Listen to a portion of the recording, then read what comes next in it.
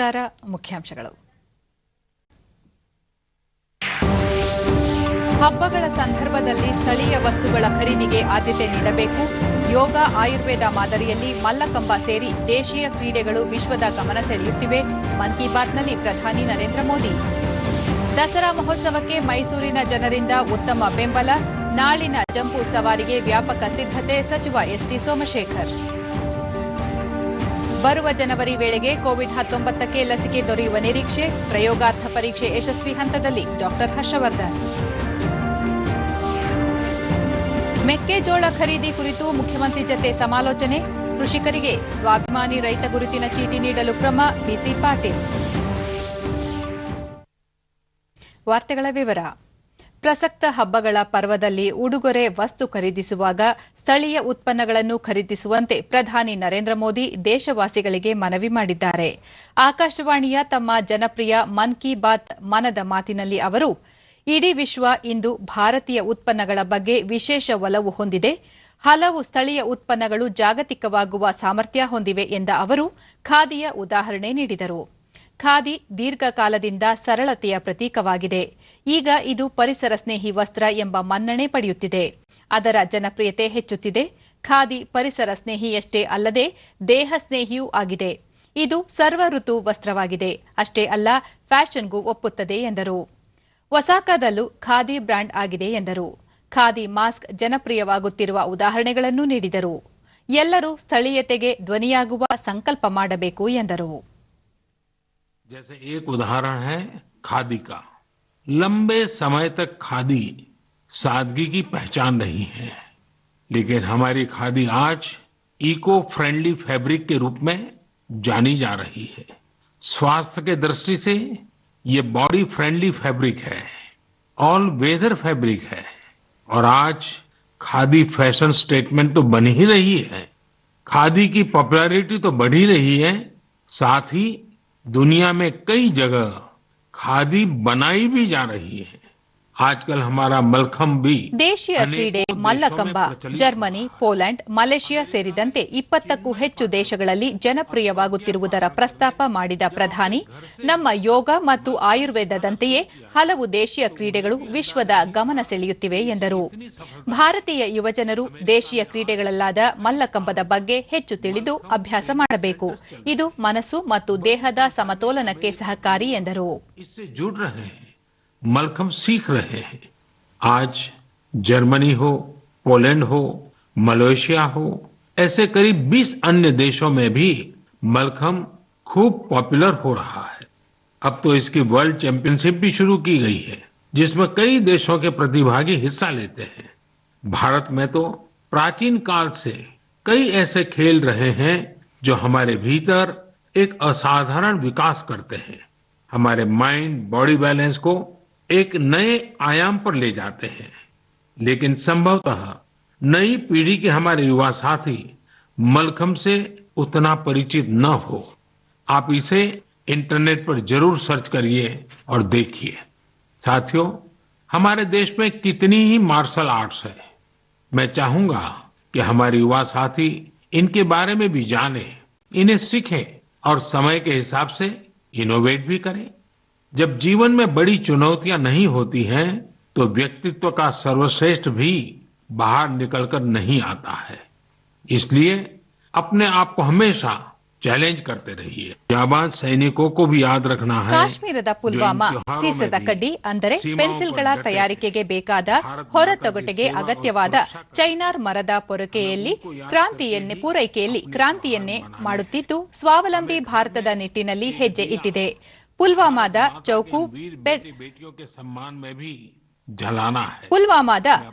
ಔಕು pencil ಗ್ರಾಮ ಎಂದೇ ಖ್ಯಾತಿ ಪಡೆದಿದೆ ಎಂದು ತಿಳಿಸಿದರು. ಅಲ್ಲಿನ ಮಂಜೂರ್ ಅಹಮದ್ ಅಲಿ ಪೆನ್ಸಿಲ್ ತಯಾರಿಕೆಗೆ ಬೇಕಾದ ಚೈನಾರ್ ಮರದ ಪೂರೈಕೆಯ ಘಟಕವನ್ನು ಹೊಂದಿದ್ದು ಇಲ್ಲಿ ಹಲವು ಮಹಿಳೆಯರಿಗೂ ಉದ್ಯೋಗ ದೊರೆತಿದೆ ಎಂದು ತಿಳಿಸಿದರು. जिनके ಪವಿತ್ರ ವಿಜಯದಶಮಿ ದಸರಾ ಸಂದರ್ಭದಲ್ಲಿ ದೇಶದ ಜನರಿಗೆ ಶುಭ ಕೋರಿದ ಪ್ರಧಾನಿ ಅಸತ್ಯದ ವಿರುದ್ಧ ಸತ್ಯದ ವಿಜಯದ ಸಂಕೇತ ವಿಜಯದಶಮಿ ಈಗ ಸಂಕಷ್ಟದ ವಿರುದ್ಧ ಸಂಯಮದ ವಿಜಯದ ಸಂಕೇತವೂ ವಿಜಯದಶಮಿಯಾಗಿದೆ. ಜನರು ಸಂಯಮದಿಂದ ಮಾಸ್ಕ್ ಧರಿಸಿ 2 ಗಜ ಅಂತರ ಕಾಯ್ದುಕೊಂಡು ಸಾಬೂನಿನಿಂದ ಪದೇ ಪದೇ ಕೈ ತೊಳೆಯುತ್ತಾ ಕೊರೋನಾ ವಿರುದ್ಧ ವಿಜಯ ಸಾಧಿಸಬೇಕು ಎಂದರು. ದೇಶವನ್ನು ಕಾಯುತ್ತಿರುವ ವೀರ ಯೋಧರನ್ನು ಸ್ಮರಿಸುವಂತೆ ಮತ್ತು ಅವರ ಗೌರವಾರ್ಥ ದೀಪ ಹಚ್ಚುವಂತೆ ಮನವಿ ಮಾಡಿದರು. ಇಡೀ ದೇಶ ಯೋಧರ ಯೋಗಕ್ಷೇಮಕ್ಕೆ ಪ್ರಾರ್ಥಿಸುತ್ತದೆ, ಶುಭ ಕೋರುತ್ತದೆ ಎಂದು ಹೇಳುವ ಮೂಲಕ ಇಡೀ ದೇಶ ಯೋಧರ ಹಿಂದೆ ನಿಲ್ಲುತ್ತದೆ ಎಂಬ ಸಂದೇಶ ಸಾರಿದರು. ಲಾಕ್ಡೌನ್ ಅವಧಿಯಲ್ಲಿ ಮಹತ್ವ ಪಡೆದ ಆಧುನಿಕ ತಂತ್ರಜ್ಞಾನದ ಪ್ರಸ್ತಾಪ ಮಾಡಿದ ಅವರು, ಅಜೀವಿಕಾ ಫಾರಂ ಫ್ರೆಶ್ ಆಪ್ ಹೇಗೆ ಮನೆಗೆ ಬಾಗಿಲಿಗೆ ತಾಜಾ ತರಕಾರಿ ತಲುಪಿಸುತ್ತಿದೆ ಮತ್ತು ಅದು ಹೇಗೆ ತರಕಾರಿ ಬೆಳೆಯುವ ರೈತರಿಗೆ ನೆರವಾಗಿದೆ ಎಂಬುದನ್ನು ವಿವರಿಸಿದರು. ತಮಿಳುನಾಡಿನ ತೂತುಕುಡಿಯಲ್ಲಿ ಆಯುಷ್ ಕರ್ಮ ಸೇವೆ ಸಲ್ಲಿಸುತ್ತಿರುವ ಪೋನ್ ಮರಿಯಪ್ಪನ್ ತನ್ನ ಸಲೂನ್ ಅನ್ನು ಗ್ರಂಥಾಲಯವನ್ನಾಗಿ ಮಾರ್ಪಡಿಸಿರುವುದನ್ನು ಪ್ರಸ್ತಾಪಿಸಿ ಅವರೊಂದಿಗೆ ಸಂವಾದವನ್ನು ನಡೆಸಿದರು. ಪೋನ್ ಮರಿಯಪ್ಪನ್ ಜಿ ಉಸ್ ಗ್ರಾಹಕ್ ಕೋ ಡಿಸ್ಕೌಂಟ್ ದೇತೆ ಹೈ. ರಾಷ್ಟ್ರೀಯ ಏಕತಾ ಕೆ ಪ್ರತಿ ಸಮರ್ಪಣ ಭಾವ. ಅಕ್ಟೋಬರ್ 31ರಂದು ಸರ್ದಾರ್ ವಲ್ಲಭಭಾಯಿ ಪಟೇಲ್ ಅವರ ಜನ್ಮದಿನವನ್ನು ರಾಷ್ಟ್ರೀಯ ಏಕತಾ ದಿನವಾಗಿ ಆಚರಿಸಲಾಗುತ್ತದೆ ಎಂದ ಪ್ರಧಾನಿ ಪಟೇಲ್ ಅವರಲ್ಲಿದ್ದ ಹಾಸ್ಯ ಪ್ರವೃತ್ತಿಯ ಬಗ್ಗೆಯೂ ಪ್ರಸ್ತಾಪಿಸಿ ಜನರು ಹಾಸ್ಯ ಪ್ರವೃತ್ತಿ ಬೆಳೆಸಿಕೊಂಡು ನಗುತ್ತಾ ಬಾಳಬೇಕು ಎಂದರು. ಜನ ಆಂದೋಲನ का प्रबंधन कर रहे थे, साथ ही अंग्रेजों से लड़ाई भी लड़ रहे थे और इन सब के बीच भी उनका सेंस ऑफ ह्यूमर पूरे रंग में होता था. बापू ने सरदार पटेल के बारे में कहा था, उनकी विनोदपूर्ण बातें मुझे इतना हंसाती थी कि हंसते हंसते पेट में बल पड़ जाते थे. ऐसा दिन में एक बार नहीं, कई कई बार होता था. इसमें हमारे लिए भी एक सीख है, परिस्थितियां कितनी भी विषम क्यों न हो, अपने सेंस ऑफ ह्यूमर को जिंदा रखिए. अगर आप भी ऐसे लोगों को जानते हो तो उनके बारे में बात कीजिए. ಆದಿ ಶಂಕರಾಚಾರ್ಯರು ಕೇರಳದಲ್ಲಿ ಹುಟ್ಟಿ ಭಾರತದ 4 ದಿಕ್ಕಿನಲ್ಲಿ ಮಠ ಸ್ಥಾಪಿಸಿದ್ದನ್ನು ಪ್ರಸ್ತಾಪಿಸಿದರು. ಶಂಕರರು ಉತ್ತರದಲ್ಲಿ ಬದ್ರಿಕಾಶ್ರಮ, ಪೂರ್ವದ ಪುರಿಯಲ್ಲಿ, ದಕ್ಷಿಣದಲ್ಲಿ ಶೃಂಗೇರಿಯಲ್ಲಿ ಮತ್ತು ಪಶ್ಚಿಮದಲ್ಲಿ ದ್ವಾರಕಾದಲ್ಲಿ ಮಠ ಸ್ಥಾಪಿಸಿದರು. ಭಾರತದ ಪೂರ್ವಜರು ಶತಮಾನಗಳಿಂದ ಹಲವು ಉತ್ತಮ ಪ್ರಯತ್ನಗಳನ್ನು ಮಾಡಿದ್ದಾರೆ ಎಂದರು. ಏಕ ಭಾರತ್ ಶ್ರೇಷ್ಠ ಭಾರತದ ಪ್ರಸ್ತಾಪ ಮಾಡಿದ ಪ್ರಧಾನಿ ಪ್ರತಿಯೊಬ್ಬರೂ ಏಕ್ ಭಾರತ್ .gov.in ಅಂತರ್ಜಾಲ ತಾಣಕ್ಕೆ ಭೇಟಿ ನೀಡುವಂತೆ ತಿಳಿಸಿದರು. ಅಕ್ಟೋಬರ್ 31ರಂದು ದಿವಂಗತ ಪ್ರಧಾನಿ ಇಂದಿರಾ ಗಾಂಧಿ ಅವರ ಪುಣ್ಯತಿಥಿಯ ದಿನವಾಗಿದ್ದು ಗೌರವಪೂರ್ವಕವಾಗಿ ನಮನ ಸಲ್ಲಿಸುವುದಾಗಿ ತಿಳಿಸಿದರು. ಪಶ್ಚಿಮ ಬಂಗಾಳ ಮತ್ತು ಸಿಕ್ಕಿಂ ರಾಜ್ಯಗಳ ಗಡಿಭಾಗಕ್ಕೆ 2 ದಿನಗಳ ಭೇಟಿ ನೀಡಿರುವ ರಕ್ಷಣಾ ಸಚಿವ ರಾಜನಾಥ್ ಸಿಂಗ್ ಗಡಿ ರಸ್ತೆ ಸಂಸ್ಥೆ ಬಿಆರ್ಒ ಯೋಜನೆಗಳ ಲೋಕಾರ್ಪಣೆ ಕಾರ್ಯಕ್ರಮದಲ್ಲಿ ಪಾಲ್ಗೊಳ್ಳಲಿದ್ದಾರೆ. ಇಂದು ಬೆಳಗ್ಗೆ ರಾಜನಾಥ್ ಸಿಂಗ್ ಮಹಾನವಮಿ ಆಯುಧ ಪೂಜೆಯ ಅಂಗವಾಗಿ ಸಿಕ್ಕಿಂ ಗಡಿಭಾಗದ ಯೋಧರೊಂದಿಗೆ ಶಸ್ತ್ರಪೂಜೆ ಕಾರ್ಯಕ್ರಮದಲ್ಲಿ ಪಾಲ್ಗೊಂಡರು. ಭಾರತ ಚೈನಾ ಗಡಿ ಉದ್ವಿಗ್ನತೆ ಕೊನೆಗೊಂಡು ಶಾಂತಿ ಸ್ಥಾಪನೆಯಾಗಬೇಕು. ನಮ್ಮ ಸೇನೆ ದೇಶದ 1 ಇಂಚು ಭೂಮಿಯನ್ನು ಕಬಳಿಸಲು ಬಿಡುವುದಿಲ್ಲ ಎಂದು ರಾಜನಾಥ್ ಸಿಂಗ್ ಸ್ಪಷ್ಟಪಡಿಸಿದರು. त्रिशक्ति कोर ने जो भूमिका निभाई है, चाहे वो 62 रहा हो, 67 रहा हो, 71 रहा हो, उसकी जितनी भी प्रशंसा की जाए कम है. यदि आज इस स्थान पर खड़े होकर हम आपको गाइड दे रहे हैं, इसका श्रेय यदि किसी को दिया जा सकता है तो हमारे त्रिशक्ति कोर के बहादुर जवानों को दिया जा सकता है. कई बहादुर जवानों ने अपना बलिदान दिया है. इस समय भारत और चीन की सीमा पर भी जो तनाव चल रहा है, भारत तो ये चाहता है कि यह तनाव समाप्त हो, शांति स्थापित हो. उद्देश्य हमारा यह है. लेकिन कभी कभी कुछ ऐसी नापाक हरकतें होती रहती हैं. बीआरओ के पास ಬಳಿಕ ಡಾರ್ಜಿಲಿಂಗ್ನ ಸುಕ್ನಾದಲ್ಲಿ ಯೋಧರನ್ನು ಉದ್ದೇಶಿಸಿದ ರಾಜನಾಥ್ ಸಿಂಗ್ ಕೋವಿಡ್-19 ಸಂಕಷ್ಟ ಪರಿಸ್ಥಿತಿಯಲ್ಲೂ ದೇಶದ ಸೇನಾ ಯೋಧರು ಅತ್ಯುತ್ತಮವಾಗಿ ಕಾರ್ಯನಿರ್ವಹಿಸಿದ್ದು ಅವರ ಸೇವೆ ಮತ್ತು ಅರ್ಪಣಾ ಮನೋಭಾವ ಶ್ಲಾಘನೀಯ ಎಂದು ಹೇಳಿದರು.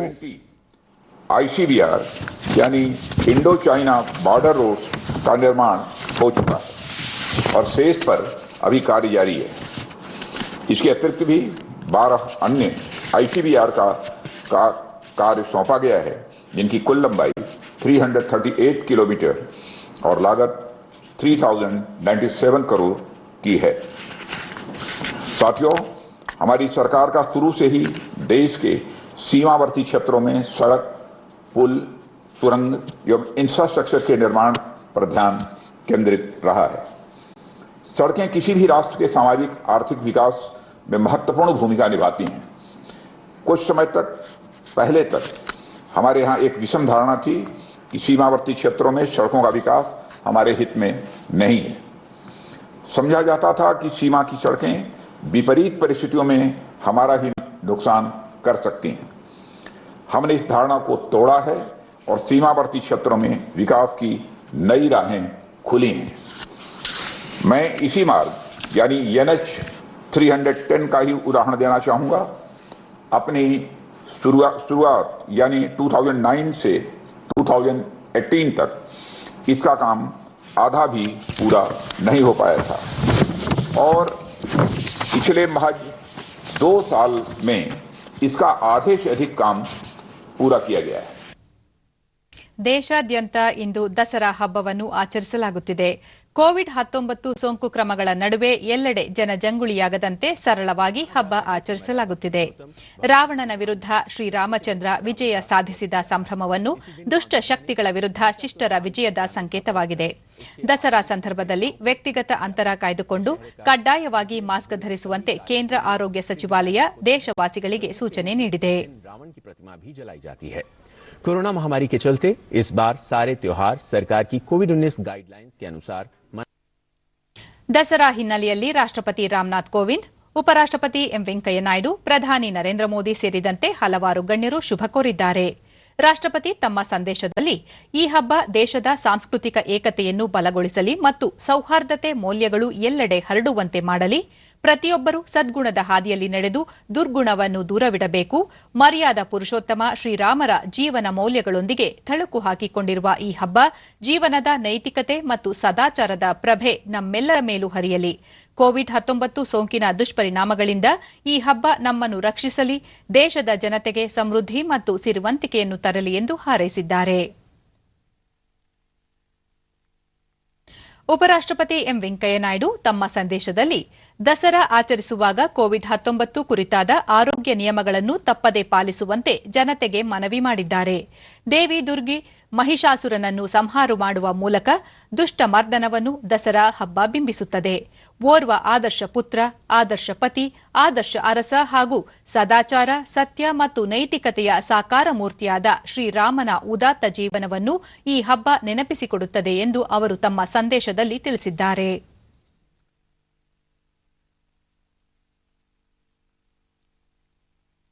ಪ್ರಧಾನಿ ನರೇಂದ್ರ ಮೋದಿ ತಮ್ಮ ಸಂದೇಶದಲ್ಲಿ ದುರ್ಗೆಯ 9ನೇ ರೂಪವಾದ ಮಾತೆ ಸಿದ್ಧಾಧಾತ್ರಿಯ ಆಶೀರ್ವಾದ ಪ್ರತಿಯೊಬ್ಬರಿಗೂ ದೊರಕಲಿ, ಎಲ್ಲರೂ ತಮ್ಮ ಕೆಲಸ ಕಾರ್ಯಗಳಲ್ಲಿ ಯಶಸ್ಸು ಪಡೆಯಲಿ ಎಂದು ಟ್ವೀಟ್ ಮೂಲಕ ಹಾರೈಸಿ ವಿಡಿಯೋ ಸಂದೇಶವನ್ನು ಹಂಚಿಕೊಂಡಿದ್ದಾರೆ. ನಮಸ್ತಸ್ಯೈ ನಮೋ ನಮಃ ನಮೋ ನಮಃ ನಮೋ ನಮಃ ನಮೋ ನಮಃ ನಮೋ ನಮಃ ನಮೋ ನಮಃ.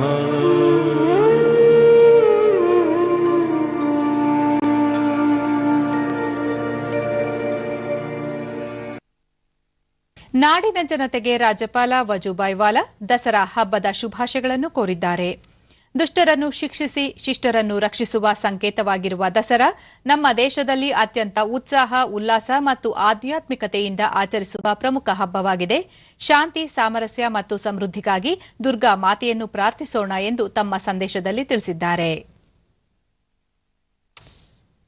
ರಾಜ್ಯದಲ್ಲಿಂದು ದಸರಾ ಹಾಗೂ ಆಯುಧ ಪೂಜೆಯನ್ನು ಆಚರಿಸಲಾಗುತ್ತಿದೆ. ವಾಹನಗಳು, ಕಚೇರಿಗಳಿಗೆ ಪೂಜೆ ಸಲ್ಲಿಸಲಾಗುತ್ತಿದೆ. ಬಹುತೇಕ ಸರ್ಕಾರಿ ಕಚೇರಿಗಳಿಗೆ ನಿನ್ನೆಯೇ ಪೂಜೆ ಸಲ್ಲಿಸಲಾಗಿದೆ.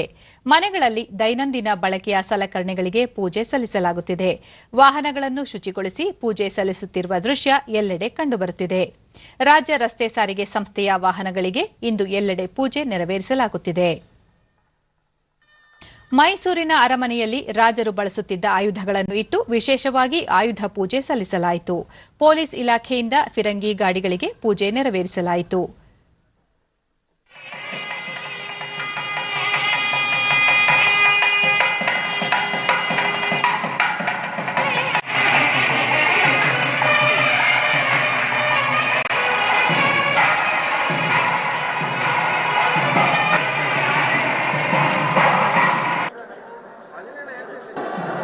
ನಂತರ ಯದುವಂಶದ ಮಹಾರಾಜ ಯದುವೀರ್ ಕೃಷ್ಣದತ್ತ ಚಾಮರಾಜ ಒಡೆಯರ್ ಅರಮನೆಯ ಕಲ್ಯಾಣ ಮಂಟಪದಲ್ಲಿ ಸಾಂಪ್ರದಾಯಿಕವಾಗಿ ಪೂಜೆ ಸಲ್ಲಿಸಿದರು.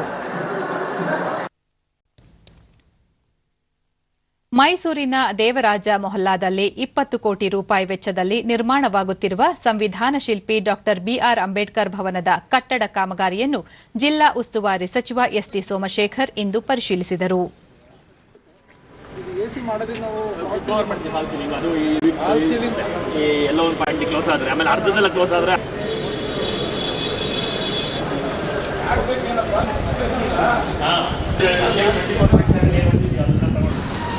ಬಳಿಕ ಅಂಬೇಡ್ಕರ್ ಭವನ ಕಾಮಗಾರಿ ಪೂರ್ಣಗೊಳಿಸಲು ಹೆಚ್ಚಿನ ಆದ್ಯತೆ ನೀಡಲಾಗುವುದು, ಅನುದಾನದ ಕೊರತೆ ಇದ್ದರೆ ಪರಿಹರಿಸಲು ಸರ್ಕಾರ ಸಿದ್ದವಿದೆ ಎಂದರು.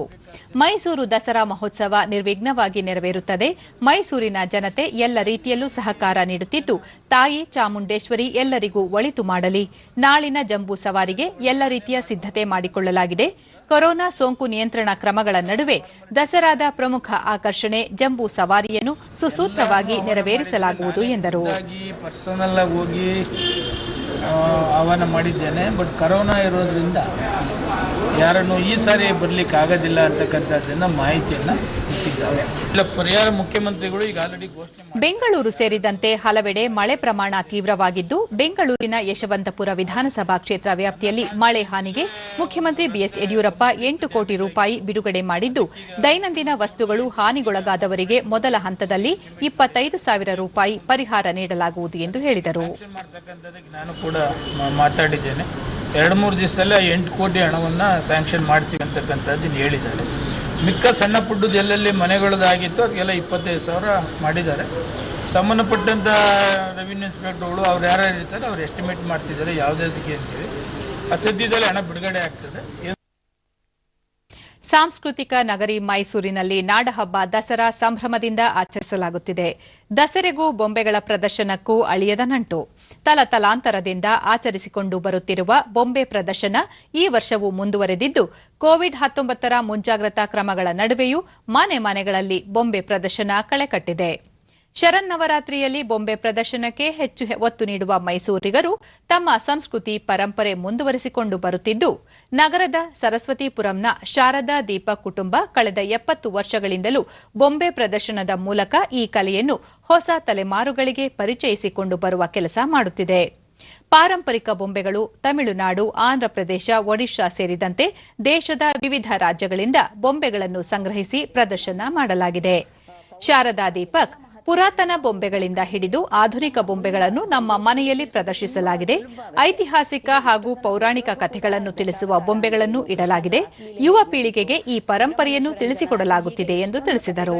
ನಾವು ತಿಳಿಸೋದು ಕಷ್ಟ ಆಗುತ್ತೆ, ಆದ್ರೆ ಈ ಗೊಂಬೆಗಳ ಮುಖಾಂತರ ಇದು ಒಂದು ತಿಳಿಸೋದು ಅತ್ಯಂತ ಸುಲಭ ಹಾಗೂ ತುಂಬಾ ಬೇಗ ಕನೆಕ್ಟ್ ಆಗುವಂಥದ್ದು. ಆಮೇಲೆ ಈಗ ನಾವು ವರ್ಚುವಲ್ ಮುಖಾಂತರದಲ್ಲೂ ನಾವು ಮಕ್ಕಳಿಗೆ ಈ ಒಂದು ವಿಡಿಯೋ ಮಾಡಿಬಿಟ್ಟು ನಾವು ಈ ಎಲ್ಲ ಗೊಂಬೆಗಳ ಪ್ರದರ್ಶನ ಕೂಡ ಕೊಡ್ತಾ ಇದ್ದೀವಿ. ತುಂಬಾ ಸರಸ್ವತಿಪುರಂ ನಿವಾಸಿ ಶೇಷಾದ್ರಿ ಬೊಂಬೆ ಪ್ರದರ್ಶನದಿಂದ ಕಲಾವಿದರಿಗೆ ಪ್ರೋತ್ಸಾಹ ನೀಡಿದಂತಾಗಲಿದ್ದು, ಜೊತೆಗೆ ನಮ್ಮ ಸಂಸ್ಕೃತಿ ಪರಂಪರೆ ನಶಿಸದಂತೆ ಉಳಿಸಿಕೊಂಡು ಬರಲು ಈ ಆಚರಣೆ ಸಹಕಾರಿಯಾಗಲಿದೆ ಎಂದರು. ಈ ರೀತಿ ನಮ್ಗೆ ತುಂಬಾ ತುಂಬಾ ತುಂಬಾ ಇದನ್ನು ನೋಡಿ ಈ ವರ್ಷ ಸಂತೋಷ ಆಗ್ತಾ ಇದೆ. ಉಡುಪಿ ಜಿಲ್ಲೆಯ ಕೊಲ್ಲೂರು ಶ್ರೀ ಮೂಕಾಂಬಿಕಾ ದೇವಸ್ಥಾನದಲ್ಲಿ ನವರಾತ್ರಿ ಹಬ್ಬದ ಅಂಗವಾಗಿ ಇಂದು ಬೆಳಗ್ಗೆ 4 ಗಂಟೆಯಿಂದ ಅಕ್ಷರಾಭ್ಯಾಸಕ್ಕೆ ಚಾಲನೆ ನೀಡಲಾಯಿತು. ಲಕ್ಷ್ಮೀ, ಸರಸ್ವತಿ ಹಾಗೂ ಪಾರ್ವತಿಯ ಐಕ್ಯ ಸ್ವರೂಪಿಯಾಗಿರುವ ಮೂಕಾಂಬಿಕಾ ಸನ್ನಿಧಿಯಲ್ಲಿ ಅಕ್ಷರಾಭ್ಯಾಸ ಮಾಡಿದರೆ ಮಕ್ಕಳಿಗೆ ಉಜ್ವಲ ಭವಿಷ್ಯವಿದೆ ಎಂಬುದು ಭಕ್ತರ ನಂಬಿಕೆ ಹಾಗೂ ವಾಡಿಕೆ. ಹೀಗಾಗಿ ರಾಜ್ಯವಲ್ಲದೆ ಕೇರಳ ಹಾಗೂ ಇತರ ರಾಜ್ಯಗಳ ಹಲವಾರು ಭಕ್ತರು ಸರ್ಕಾರದ ಮಾರ್ಗಸೂಚಿ ಪಾಲನೆಯೊಂದಿಗೆ ತಮ್ಮ ಮಕ್ಕಳಿಗೆ ಅಕ್ಷರಾಭ್ಯಾಸ ಮಾಡಿಸಿದರು.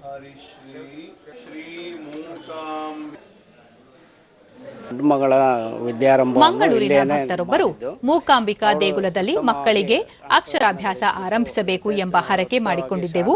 ಅದರಂತೆಯೇ ಈಗ ಮಕ್ಕಳಿಗೆ ಅಕ್ಷರಾಭ್ಯಾಸ ಮಾಡಿಸಿದ್ದು ಸಂತಸವಾಗಿದೆ ಎಂದರು.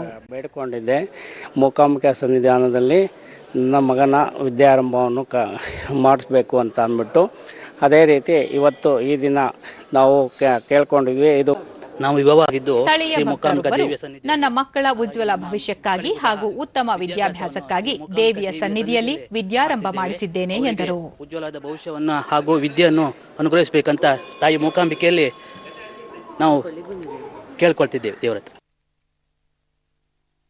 ಚೈನಾ ವಿರುದ್ಧ ದೇಶದ ರಕ್ಷಣಾ ಪಡೆಗಳು ಮತ್ತು ನಾಗರಿಕರು ದೃಢವಾಗಿ ನಿಂತು ತನ್ನ ಶೌರ್ಯ ಮತ್ತು ಸಾಹಸ ಪ್ರದರ್ಶಿಸಬೇಕು ಎಂದು ಆರ್ಎಸ್ಎಸ್ ಮುಖ್ಯಸ್ಥ ಮೋಹನ್ ಭಾಗವತ್ ಹೇಳಿದ್ದಾರೆ. ನಾಗ್ಪುರದ ಆರ್ಎಸ್ಎಸ್ ಮುಖ್ಯ ಕಚೇರಿಯಲ್ಲಿಂದು ದಸರಾ ಹಿನ್ನೆಲೆಯಲ್ಲಿ ಮಾತನಾಡಿದ ಅವರು, ರಾಜತಾಂತ್ರಿಕ ಮತ್ತು ಆರ್ಥಿಕ ವಿಷಯಗಳಲ್ಲಿ ಏಕತೆ ಪ್ರದರ್ಶಿಸಬೇಕು. ಈ ಬೆಳವಣಿಗೆಗೆ ಚೈನಾ ಹೇಗೆ ಪ್ರತಿಕ್ರಿಯಿಸುತ್ತದೆ ಎಂಬುದು ತಿಳಿದಿಲ್ಲ. ಆದ್ದರಿಂದ ನಾವು ಹೆಚ್ಚಿನ ಜಾಗರೂಕತೆಯಿಂದ ಇರಬೇಕು ಎಂದರು. ಚೈನಾ ಭಾರತದ ಭೂಪ್ರದೇಶವನ್ನು ಹೇಗೆ ಅತಿಕ್ರಮಿಸುತ್ತಿದೆ ಎಂಬುದಕ್ಕೆ ಜಗತ್ತು ಸಾಕ್ಷಿಯಾಗಿದೆ. ಚೈನಾದ ವಿಸ್ತರಣಾವಾದಿ ವರ್ತನೆ ಬಗ್ಗೆ ಎಲ್ಲರಿಗೂ ತಿಳಿದಿದೆ.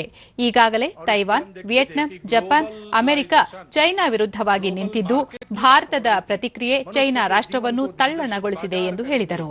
और इसलिए विश्व का एक बाजार होने से मानवता की एकता हो जाएगी, ऐसा चल रहा था.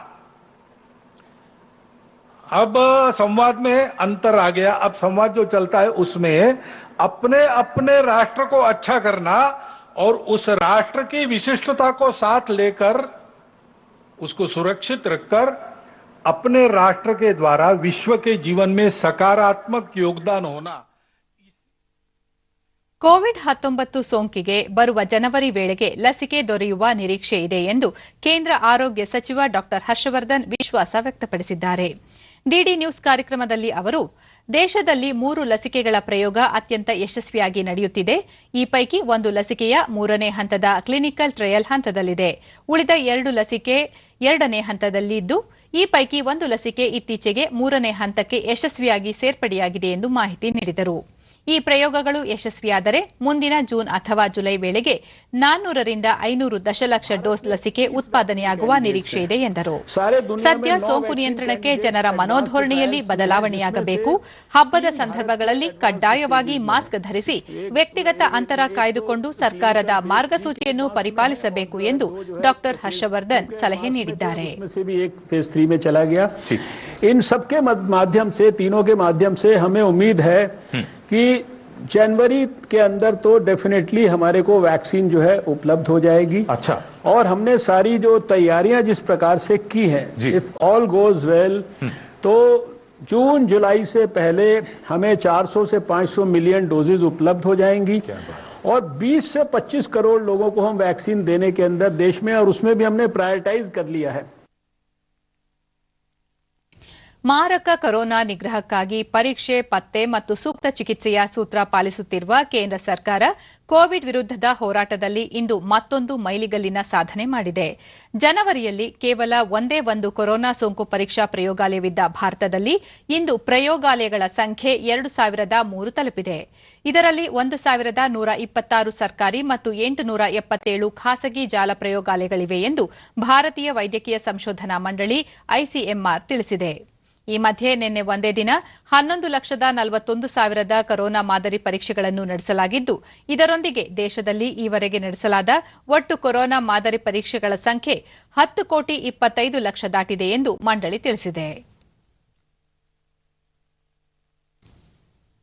ಕಳೆದ 24 ಗಂಟೆಗಳಲ್ಲಿ ದೇಶದಲ್ಲಿ 50,129 ಹೊಸ ಕೊರೋನಾ ಸೋಂಕಿನ ಪ್ರಕರಣಗಳು ಪತ್ತೆಯಾಗಿದ್ದು, ಈ ಮೂಲಕ ಒಟ್ಟು ಸಂಖ್ಯೆ 78,64,811ಕ್ಕೆ ಏರಿಕೆಯಾಗಿದೆ. ನಿನ್ನೆ ಒಂದೇ ದಿನ 578 ಮಂದಿ ಮೃತಪಟ್ಟಿದ್ದು, ಈವರೆಗೆ ಮೃತಪಟ್ಟವರ ಸಂಖ್ಯೆ 1,18,534ಕ್ಕೆ ಏರಿಕೆಯಾಗಿದೆ. ಮರಣ ದರ ಶೇಕಡಾ 1.51ರಲ್ಲಿದೆ. 6,68,154 ಸೋಂಕಿತರು ವಿವಿಧ ಆಸ್ಪತ್ರೆಗಳಲ್ಲಿ ಚಿಕಿತ್ಸೆ ಪಡೆಯುತ್ತಿದ್ದು, ಸಕ್ರಿಯ ಪ್ರಮಾಣ ಶೇಕಡಾ 8.50ಗೆ ಇಳಿಕೆಯಾಗಿದೆ.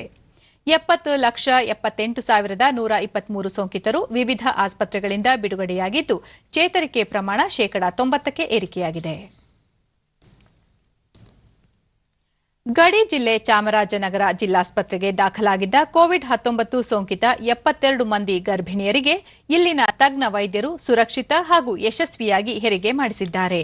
49 ಮಂದಿ ಗರ್ಭಿಣಿಯರಿಗೆ ಶಸ್ತ್ರಚಿಕಿತ್ಸೆ ಮೂಲಕ ಹೆರಿಗೆ ಮಾಡಿಸಿದರೆ, ಇತರ 23 ಮಂದಿಗೆ ಸಹಜ ಹೆರಿಗೆ ಆಗಿದೆ. ಎಲ್ಲ ನವಜಾತ ಶಿಶುಗಳು ಯಾವುದೇ ರೀತಿಯ ಸೋಂಕು ಇಲ್ಲದೆ ಆರೋಗ್ಯವಾಗಿದ್ದು, ಎಲ್ಲರನ್ನೂ ಮನೆಗೆ ಕಳುಹಿಸಿಕೊಡಲಾಗಿದೆ.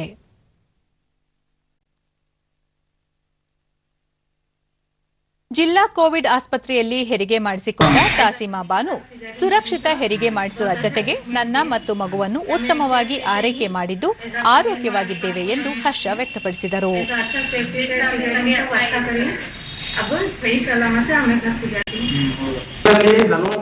ಜಿಲ್ಲಾ ಆರೋಗ್ಯ ಮತ್ತು ಕುಟುಂಬ ಕಲ್ಯಾಣಾಧಿಕಾರಿ ರವಿ ಜಿಲ್ಲಾಸ್ಪತ್ರೆಗೆ ದಾಖಲಾಗಿದ್ದ 72 ಗರ್ಭಿಣಿಯರಿಗೆ ಕೊರೋನಾ ಸೋಂಕು ಇರುವುದು ದೃಢಪಟ್ಟಿತ್ತು. ಹೀಗಾಗಿ ಇಲ್ಲಿನ ತಜ್ಞ ವೈದ್ಯರು ಮುಂಜಾಗ್ರತಾ ಹಾಗೂ ಎಚ್ಚರಿಕೆಯಿಂದ 49 ಮಂದಿಗೆ ಶಸ್ತ್ರಚಿಕಿತ್ಸೆ ಹಾಗೂ 23 ಮಂದಿಗೆ ಸಹಜ ಹೆರಿಗೆ ಮಾಡಿಸಿದ್ದಾರೆ. ಗರ್ಭಿಣಿಯರು ಯಾವುದೇ ಆತಂಕವಿಲ್ಲದೆ ಜಿಲ್ಲಾಸ್ಪತ್ರೆಯಲ್ಲಿ ದಾಖಲಾಗಬಹುದು ಎಂದರು. ಹೆರಿಗೆ ಆದ ನಂತರದಲ್ಲಿ ನಾವು ಮಗುವಿಗೂ ಸಹಿತ ತಪಾಸಣೆ ಮಾಡಬೇಕಾಗ್ತದೆ, ಇಲ್ಲ ಮಗುವಿಗೆ ಏನಾದರೂ ಸೋಂಕು ಅಂಟಿಕೊಂಡಿದೆ ಅಂತಕ್ಕಂಥದ್ದನ್ನ. ಸೊ ಆ ಪರೀಕ್ಷೆಗಳನ್ನು ನಾವು ಮಗುವಿಗೆ ಮಾಡಿದ್ದೀವಿ. ಯಾವುದೇ ಮಗುವಿಗೆ ಸೋಂಕು ತಗುಲಿರ್ತಕ್ಕಂಥ ಯಾವ ಲಕ್ಷಣಗಳು ಇರಲಿಲ್ಲ, ಎಲ್ಲರೂ ನೆಗೆಟಿವ್ ಬಂದಿದ್ದಾರೆ. ಸೊ ಹೀಗಾಗಿ ನಮ್ಮ ಆಸ್ಪತ್ರೆಯಲ್ಲಿ ಗರ್ಭಿಣಿಯರಿಗೆ ಮತ್ತು ಇತರೆ ಎಲ್ಲ ಶಸ್ತ್ರಚಿಕಿತ್ಸೆಗೆ ಒಳಪಡ್ತಕ್ಕಂಥವ್ರಿಗೆ ಕೋವಿಡ್ ಸೋಂಕಿದ್ರೂ ಸಹಿತ ನಮ್ಮ ಜಿಲ್ಲಾಸ್ಪತ್ರೆಯಲ್ಲಿ ಶಸ್ತ್ರಚಿಕಿತ್ಸೆಗಳನ್ನು ಮಾಡ್ತಾ ಇದ್ದೀವಿ. ಚಿತ್ರದುರ್ಗದ ಮುರುಘಾ ಮಠದಲ್ಲಿ ಆಯೋಜಿಸಿರುವ ಶರಣ ಸಂಸ್ಕೃತಿ ಉತ್ಸವದ ಅಂಗವಾಗಿ ನಡೆದ ಬಯಲು ಸೀಮೆ ನೀರಾವರಿ ಯೋಜನೆ ಮತ್ತು ಅನುಷ್ಠಾನ ವಿಷಯ ಕುರಿತ ಕಾರ್ಯಕ್ರಮವನ್ನು ಕೃಷಿ ಸಚಿವ ಬಿಸಿ ಪಾಟೀಲ್ ನಿನ್ನೆ ಉದ್ಘಾಟಿಸಿದರು. ಇದಕ್ಕೂ ಮುನ್ನ ಸಚಿವರು ಕೃಷಿ ಮೇಳ ಮತ್ತು ಕೈಗಾರಿಕಾ ವಸ್ತು ಪ್ರದರ್ಶನವನ್ನು ವೀಕ್ಷಿಸಿದರು.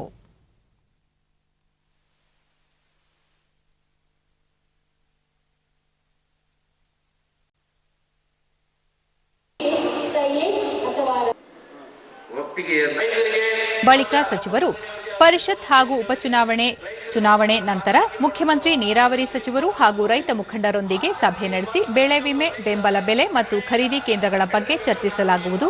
ಪಡಿತರ ವ್ಯವಸ್ಥೆಯಲ್ಲಿ ಮೆಕ್ಕೆಜೋಳ ಸೇರಿಸಿರುವ ಕಾರಣ ಮೆಕ್ಕೆಜೋಳ ಖರೀದಿ ಮಾಡಲು ಸಾಧ್ಯವಾಗಿಲ್ಲ. ಈ ಸಂಬಂಧ ಮುಖ್ಯಮಂತ್ರಿಗೆ ಪತ್ರ ಬರೆಯಲಾಗುವುದು ಎಂದರು. ರೈತರಿಗೆ ನೆರವಾಗುವ ದೃಷ್ಟಿಯಿಂದ ಪ್ರತಿ ರೈತರ ಸಂಪರ್ಕಕ್ಕಾಗಿ ಮೊಬೈಲ್ ಸಹಾಯ ಕೇಂದ್ರ ವಾಹನ ಒದಗಿಸಲು ಅಗತ್ಯ ಕ್ರಮ ಕೈಗೊಳ್ಳಲಾಗಿದ್ದು, ಈ ಯೋಜನೆ ಕೊಪ್ಪಳದಲ್ಲಿ ಪ್ರಾಯೋಗಿಕವಾಗಿ ಜಾರಿಗೆ ಬರುತ್ತಿದೆ. ಹಾಗೆಯೇ ರೈತರಿಗೆ ಸ್ವಾಭಿಮಾನಿ ರೈತ ಎಂಬ ವಿಶೇಷ ಗುರುತಿನ ಚೀಟಿ ನೀಡುವ ಯೋಜನೆಯನ್ನು ಜಾರಿಗೊಳಿಸಲಾಗುತ್ತಿದೆ ಎಂದರು. ಮುಂದಿನ ತಿಂಗಳು ನಾನು ಆ ಕಾರ್ಡ್ಗಳನ್ನು ಕೂಡ ವಿತರಣೆ ಮಾಡಿದ್ರು. ಇದನ್ನ ಇಡೀ ರಾಜ್ಯಕ್ಕೆ ವಿಸ್ತರಣೆ ಮಾಡುವಂತ ಯೋಜನೆ ಮುಂದಿನ ದಿನಗಳಲ್ಲಿದೆ. ಈ ಕೋವಿಡ್ ಸಂಕಷ್ಟದಿಂದ ಹೊರಗೆ ಬಂದ ತಕ್ಷಣ ಆ ಯೋಜನೆಯನ್ನ ವಿಸ್ತರಣೆ ಮಾಡಬೇಕು ಅಂತ ಹೇಳಿ ನಿಮ್ಮ ಜಿಲ್ಲೆಯ ಮಂತ್ರಿಗಳಿಗೆ ನಾವು ಕೂಡ ಹೇಳಿದ್ದೀವಿ. ನೀರು ಬೇಕಾದ ಕಡೆಗೆ ತಗೊಂಡೋಗ. ರೈತ ಸಂಘದ ರಾಜ್ಯಾಧ್ಯಕ್ಷ ಕೋಡಿಹಳ್ಳಿ ಚಂದ್ರಶೇಖರ್, ಎಲ್ಲ ಉತ್ಪನ್ನಗಳ ಬೆಲೆ ಕುಸಿದಿದೆ.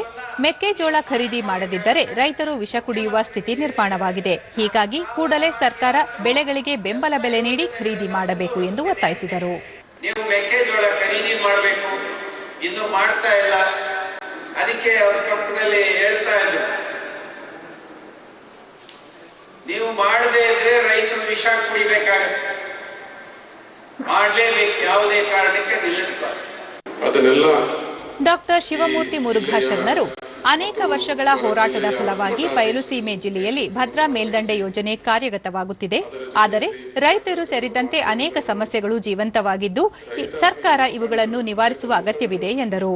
ನಾವೆಲ್ಲರೂ ಸೇರಿ ಒಕ್ಕೊರಲಿನಿಂದ ಹೋರಾಟವನ್ನು ಮುಂದುವರಿಸ್ತಾ ಹೋದ್ರೆ ಬಹುತೇಕ ಮುಂದಿನ ದಿನಗಳಲ್ಲಾದರೂ ಈ ಬಯಲುಸೀಮೆ ನೀರಾವರಿ ಯೋಜನೆ ಖಂಡಿತವಾಗಿ ಅನುಷ್ಠಾನಕ್ಕೆ ಬರುತ್ತೆ ಅನ್ನುವಂತ.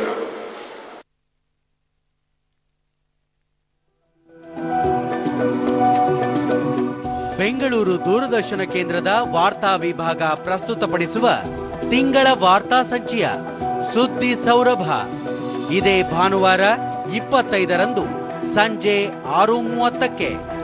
ಈ ಬಾರಿಯ ಸಂಚಿಕೆಯಲ್ಲಿ ಗಜಪಡೆ ಮಾವುತರ ನೇಪಥ್ಯದ ಶ್ರಮ, ಮಹಿಳೆಯರ ಕೌಶಲ್ಯ ಬಿಂಬಿಸುವ ವಿಜಯಪುರ ವಸ್ತು ಸಂಗ್ರಹಾಲಯ, ಕರಾವಳಿ ಯುವಕರ ಎಲೆಯಲ್ಲಿನ ಕಲೆಯ ಮೆರುಗು, ಬೆಳಕಿನ ಹಬ್ಬ ದೀಪಾವಳಿಗೆ ಪರಿಸರ ಸ್ನೇಹಿ ಗೋಮಯ ಹಣತೆ.